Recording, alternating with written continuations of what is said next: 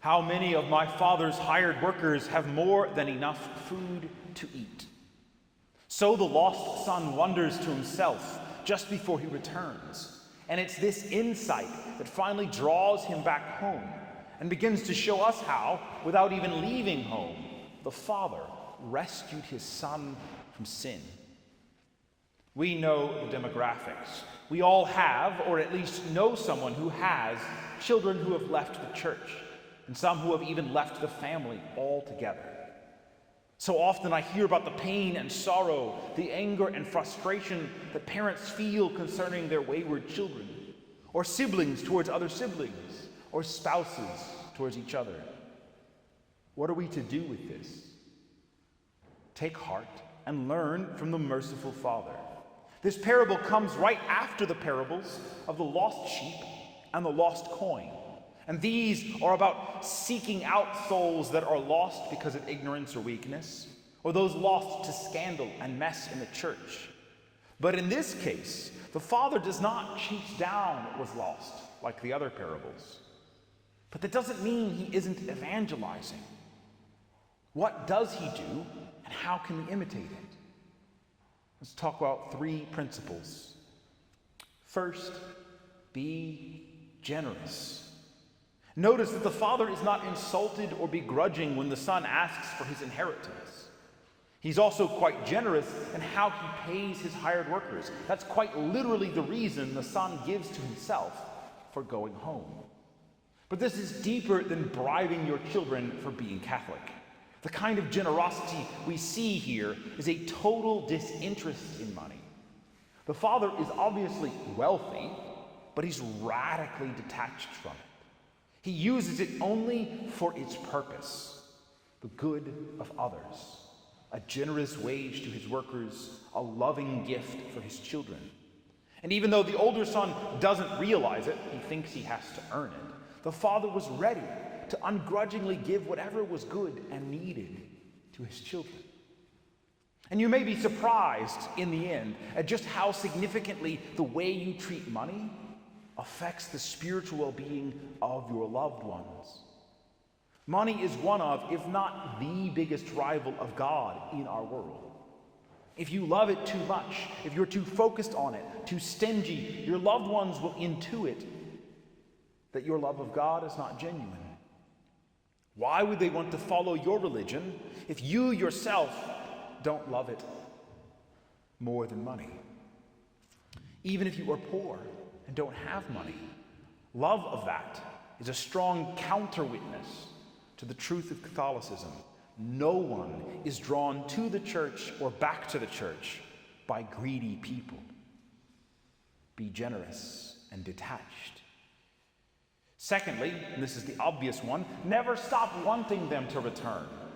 And I don't mean in a passive way. I mean to exercise that desire, to increase that desire deliberately. How? By prayer and by paying attention. When the son returns, the Father sees him from a long way off. It means he was scanning the horizon every day, looking for that sign he would come back. In practice, this means praying deliberately every day, heartfelt rosaries and novenas. It means going to the chapel and expressing your anguish to the Lord in the Blessed Sacrament, allowing yourself to feel the pain and sorrow their absence brings you, but doing so without despair, doing so with hope, feeling it with the Lord and entrusting the anguish to Jesus on the cross, not giving up hope, choosing to hold on to the responsibility of their return, no matter the evidence against it. Because we walk by faith and hope, not by sight. Third, finally, be merciful. Beyond the physical desire for food, this lost son knew on some level that his father would forgive. He underestimated just how thorough that forgiveness would be. But he nonetheless had good reason to believe his father would at least be willing to let him come back and work. Why did he expect mercy? Because he saw it in his father.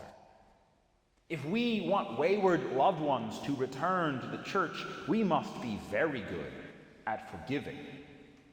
To forgive is not a single choice, but a process, a way of life. It doesn't mean we have to forget. It doesn't mean we have to let ourselves be taken advantage of. It doesn't mean that saying what someone did wasn't wrong. You can forgive without forgetting. You can forgive without immediately trusting again. Memory is complicated. Trust has to be earned back. But what authentic forgiveness looks like is getting to the point where you want what is best for the person who hurt you. Where you can say, my brother, my sister, rather than like the older brother saying, your son, putting that distance. It means that if God gives you the chance to send them to hell, you wouldn't. It means being able to think of that person without anger or grudge, which takes that every time that grudge wells up, we say, Lord, I forgive. Help me to forgive. To draw back wayward loved ones and many lost souls, we must not just forgive them, but everyone. We must live lives of forgiveness. This is not the same thing as pretending that nothing is ever wrong. It's not refusing to acknowledge that sin is real. It is not tolerance. It is looking evil in the face, calling it evil, and choosing to love and forgive the person who caused it. All of that is impossible without grace, and if you have not yourself received mercy. If you do not go to confession regularly, you do not understand forgiveness. It's also possible to go to confession all the time, but without real contrition, so without real benefit. What is needed is both internal attitude and external practice of receiving mercy. This, in turn, requires great humility. The kind of humility in the realization that there is a right reason and a wrong reason to want your family to come to the church. In our pride, we can fall into the trap of wanting our loved ones to be Catholic because we're Catholic.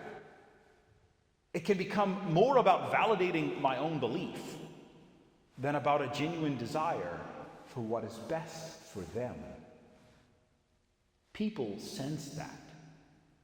If your child thinks the Catholic faith is just another tool for you to control their behavior, or just another way of you proving to them that you know better, they will be repulsed by you and your faith.